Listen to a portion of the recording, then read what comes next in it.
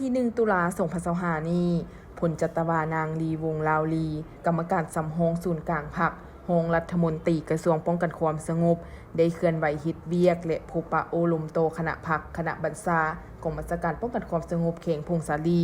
โดยการต้อนรับโดยพลจัตวาคำจันทร์เสงลาวงศ์กรรมการประจำพรรคเขตเลขาคณะพรรคหัวหน้ากองบัญชาการป้องกันความสงบเขตพร้อมด้วยคณะพรรคคณะบัญชา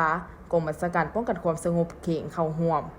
พลจัตวาคำจันทร์เสงลาวงศ์ได้รายงานในการนำพาสีน้ำของคณะพรรคกองบัญชาการพร้อมด้วยคณะบัญชาทุกขั้นโดยเฉพาะเมนการปฏิบัติเวียงงานวิชาเฉพาะในระยะผ่านมา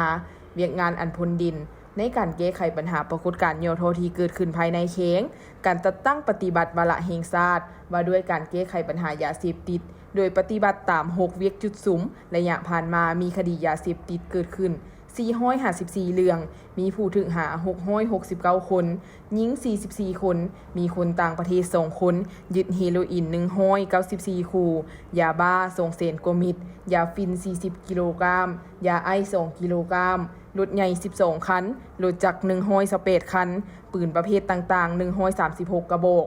ลูกปืน421ลูกและอื่นๆโอกาสดังกล่าวทานหงรัฐมนตรีกระทรวงป้องกันความสงบได้แสดงความยงโยสมซื้อต่อคณะพรรคกองบัญชาการพร้อมด้วยคณะบัญชาทุกขั้นที่สามารถยัดได้หลายผลงานใส่ชนะหลายด้านในระยะผ่านมาพร้อมทางเน้นหนักให้ทุกสหายเพิ่มทวีเอาใจใส่เฮ็ดเวียกงานศึกษาอบรมการเมืองนำพาแนวคิดของคณะพรรคสมาชิกพรรคอย่างเป็นปกติต่อเนื่องมีความสามัคคีภายในอย่างเน้นเฟ้นมีระเบียบวินัยเข้มงวดติดพันกับการสร้างความสำนิสำนานทางด้านเวียกงานวิชาเฉพาะมีแบบเห็นวิธีเฮ็ดเวียกที่ทันสมัยปฏิบัติระบบทรงเสงรายงานเป็นปกติเอาใจใส่ในการนำพาสีนำแก้ไขสภาพการให้ทวงทันกับเวลาและพร้อมกันแก้ไขปัญหาปรากฏการณ์โยโทษที่เกิดขึ้นอยู่ภายในเขงให้ลดน้อยถอยลงเทื่อละก้าว